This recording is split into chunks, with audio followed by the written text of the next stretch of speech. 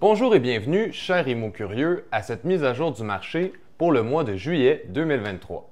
Alors commençons avec l'économie mondiale. D'abord, les prévisions pour l'année 2023-2024 du côté de la croissance économique pour l'économie mondiale sont en ce moment autour de 3 % de croissance, ce qui est assez faible. Et encore plus faible, c'est les prévisions de croissance économique pour les économies développées qui est à 1,5 % environ. Donc côté croissance économique, c'est une relativement mauvaise nouvelle, mais en même temps, côté inflation, c'est une assez bonne nouvelle. Quand il y a un ralentissement économique, ça permet à l'inflation de redescendre aussi. D'ailleurs, parlant d'inflation, l'inflation mondiale diminue toujours, mais de plus en plus lentement. On est actuellement à 6 % d'inflation au niveau mondial et les prévisions pour 2024 sont autour de 4,7 % d'inflation. Pour ce qui est des économies développées, le taux actuel est à 5,1 % d'inflation, puis on s'attend à ce qu'il descende à 3,1 % en 2024. Maintenant, du côté de l'économie canadienne, la Banque du Canada a fait passer le taux directeur de 4,75 % en juin à 5 % en juillet. Il s'agit d'une nouvelle hausse qui est justifiée par la Banque du Canada en mentionnant, entre autres, l'inflation fondamentale, mais aussi la demande excédentaire. Ça, ce que ça veut dire, en gros, c'est que les Canadiens continuent à dépenser puis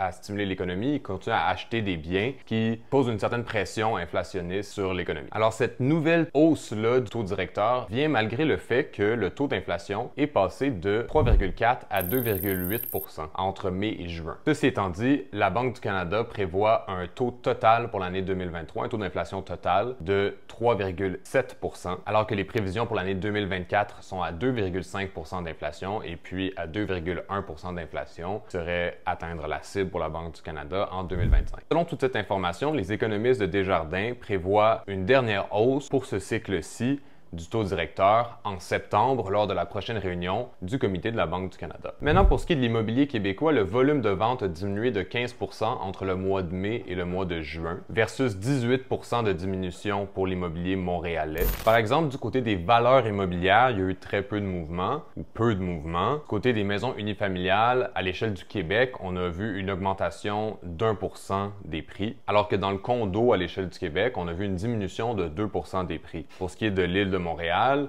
la propriété unifamiliale, même si le nombre de propriétés vendues a diminué, le prix médian est resté exactement le même. Donc, on a eu aucun mouvement de ce côté-là dans la propriété unifamiliale à Montréal, alors que dans le condo, on a eu une diminution de 3 % du prix de vente médian sur l'île de Montréal. Donc voilà, en conclusion, on est dans un ralentissement économique qui se continue. Ceci étant dit, le ralentissement n'est pas drastique et très rapide, c'est un ralentissement qui est très lent, ce qui explique pourquoi est-ce que le taux directeur continue à grimper et pourquoi est-ce que l'inflation est aussi difficile à contrôler pour le moment. Donc on peut s'attendre à une suite des restrictions économiques par rapport au taux directeur pour encore plusieurs mois, juste à temps que la situation se stabilise autour des 2 % d'inflation. Je vous remercie de m'avoir écouté et je vous souhaite au mois prochain.